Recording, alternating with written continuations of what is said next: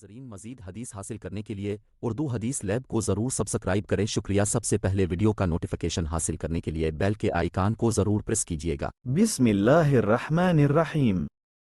رسول اللہ صلی اللہ علیہ وسلم نے اپنے چچا عباس رضی اللہ تعالیٰ عنہ سے فرمایا اے چچا کیا میں آپ کے ساتھ صلہ رحمی نہ کروں کیا میں آپ کو نہ دوں کیا میں آپ کو نفع نہ پہنچاؤں وہ بولے کیوں نہیں اللہ کے رسول اب صلی اللہ علیہ وسلم نے فرمایا اب 4 رکعت نماز پڑھے ہر رکعت میں سورت فاتحہ اور کوئی سورت پڑھے جب قرات پوری ہو جائے تو اللہ اکبر والحمد للہ وسبحان اللہ ولا الہ الا اللہ 15 مرتبہ رکوع کرنے سے پہلے کہیں پھر رکوع میں جائیں تو 10 مرتبہ یہی کلمات رکوع میں کہیں پھر اپنا سر اٹھائیں اور یہی کلمات 10 مرتبہ رکوع سے کھڑے ہو کر کہیں پھر سجدے میں جائیں تو یہی کلمات 10 مرتبہ کہیں پھر سر اٹھائیں تو 10 مرتبہ یہی کلمات کہیں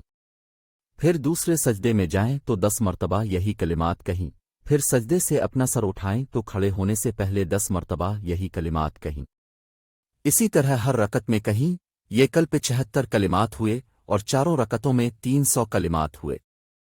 تو اگر آپ کے گناہ بہت زیادہ ریت والے بادلوں کے برابر بھی ہوں گے تو اللہ تعالیٰ انہیں معاف فرما دے گا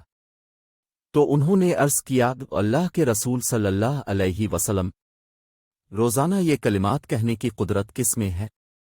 آپ نے فرمایا اب روزانہ یہ کلمات نہیں کہہ سکتے تو ہر جمعہ کو کہیں اور اگر ہر جمعہ کو بھی نہیں کہہ سکتے تو ہر ماہ میں کہیں وہ برابر یہی بات کہتے رہے یہاں تک کہ آپ نے فرمایا تو 1 سال میں آپ اسے کہہ لے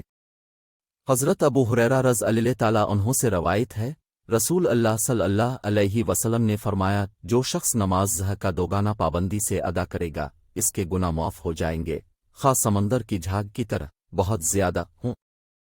ابن ماجہ 1382 رسول اللہ صلی اللہ علیہ وسلم سے عرض کیا کہ اب مجھے کوئی ایسی دعا سکھا دیجئے جسے میں نماز میں پڑھا کروں آپ نے فرمایا کہ یہ دعا پڑھا کرو ترجمہ اے اللہ میں نے اپنی جان پر گناہ کر کے بہت زیادہ ظلم کیا پس گناہوں کو تیرے سوا کوئی دوسرا معاف کرنے والا نہیں مجھے اپنے پاس سے بھرپور مغفرت عطا فرما اور مجھ پر رحم کر کے مغفرت کرنے والا اور رحم کرنے والا بے شک و شبہ تو ہی ہے صحیح بخاری 834